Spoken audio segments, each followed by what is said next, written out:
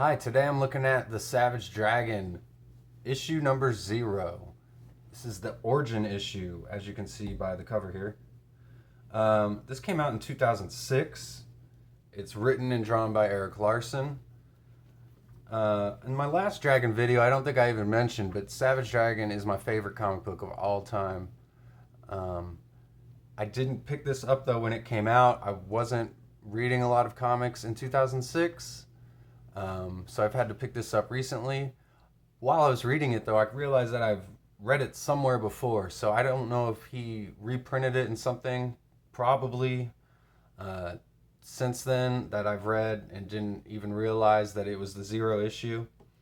But it's titled The Way It Was, because this takes place before Savage Dragon number 1. So it's kind of fitting that it's a 0 issue. Um, But by 2006, Savage Dragon had been going on for like over a decade by that point, almost 15 years. And he circled back to tell the origin in this issue, which up until that point, no one ever knew what Dragon's origin was. He just started in issue 1 waking up in a burning field, which is how this issue ends. So this issue brings us to that point. And he says here in the letters page in the back, he says, folks, I've been asking me to tell the origin of Dragon for years, and he's been pretty tight-lipped about it. And his intention was to never spill the beans. But, he finally did. And it is quite a change from, at least Dragon's personality in this issue is completely different than what the Savage Dragon was known for, as kind of being just like a lovable hero who liked to help people. He's a cop. And in this issue, we find right off the bat, and we know that this is going to be a different tone Dragon. Kill them all, he says. And really cool shot of Dragon here. You can't even see the fin. It's just completely shadowed out. And the title's in the shadow here. Everything's dark. And Larsen always does, that old school Marvel way of doing a title page on the first page with the logo and the name of the book. And you get little credits here. And I always like that. So, really nice shot of Dragon. And a great double splash page when you open up the book to the second page here, which Larsen always likes to do as well. And the way he does space is really interesting. It's almost like an abstract painting in the background. I've come to get used to it. When I first saw the way he used to draw stars in space, I didn't really like it because it looks cluttered. It doesn't almost look like space. There's like too many stars, but it's just a really unique way of doing it. And I don't know if these are like supposed to be asteroids or something here, but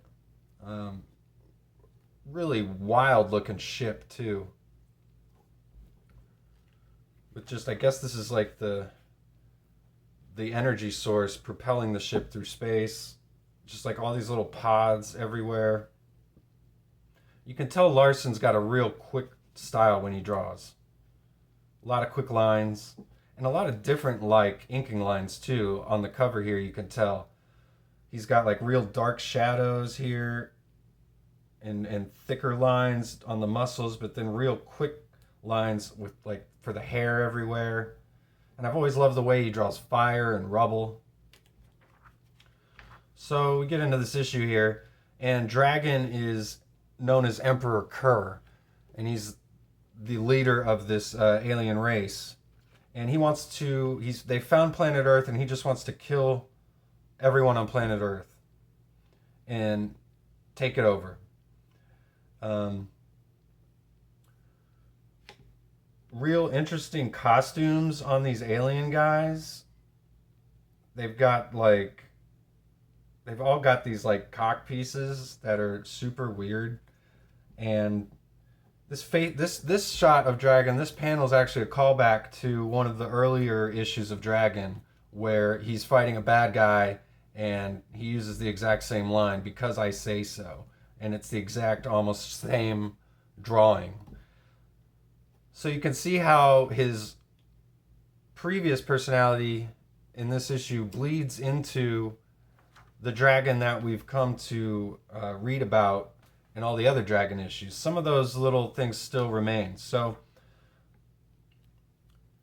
cool page here of Dragon's other minions here, for lack of a better word, trying to figure out what they can do. They don't want to kill all these humans, so they're trying to figure out a plan. Nice shot of Dragon here with his cockpiece.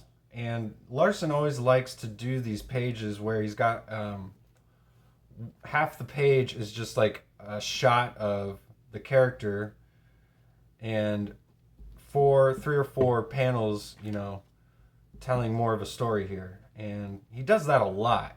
And he'll do a lot of panels like this, like a 15 or 16 page or panel spread on a page. So this is kind of a cool panel too, with just the silhouette of Dragon, and then you can tell real quick drawings of all these little heads of everyone he's talking to, and they all got the dragon fins, which is a trait, of all the aliens here, obviously. So they've got a human that they've abducted, and if you notice, if you know what Erik Larsen actually looks like, this could very well be a self-portrait, so to speak, of Larsen himself. So they've got a woman here that they want to use to create an heir, so that they can then dethrone Emperor Kerr. But Dragon has his way with her. He actually kills her. He's just too rough for her. And he says, "She came to me. I warned her of the perils. Dispose of her remains while I cleanse myself. The sight of them sickens me." And he's saying them, and they realize, oh, he's done this before. And they're even not fast enough cleaning it up. And he's like, "You are still here? I should butcher you for your sluggishness."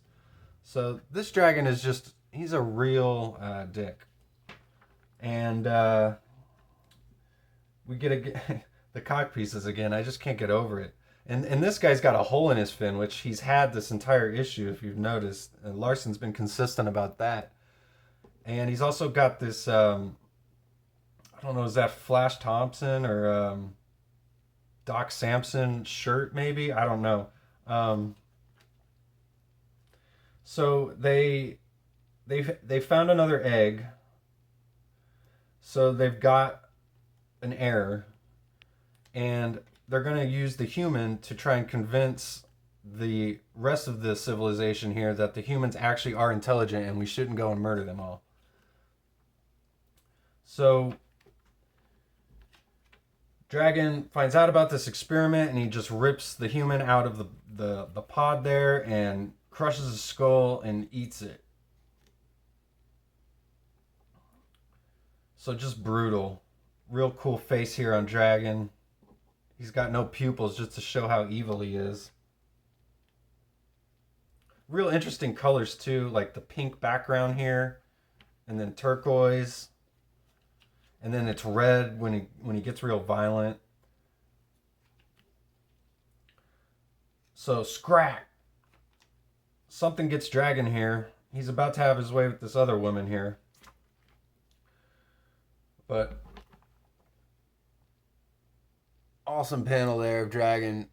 He's got a wound in his head there.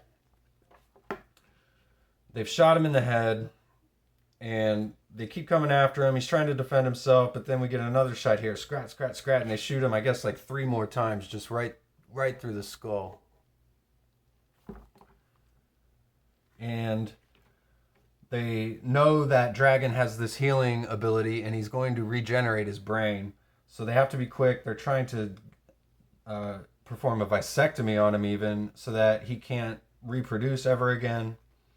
And they're going to basically teleport him away from them and after performing this lobotomy and vasectomy. So they actually succeed in all of that, which we know because we know how the story ends here. And they actually blow themselves up, and Emperor Kerr is dead, and so is Rek and Ryko, which are the two scientists here. And that's it. That's the end of the issue. So, totally wild, violent, disgusting comic book, honestly. And, of course, really solid art by Erik Larsen. It's a really cool dragon face right here. I mean,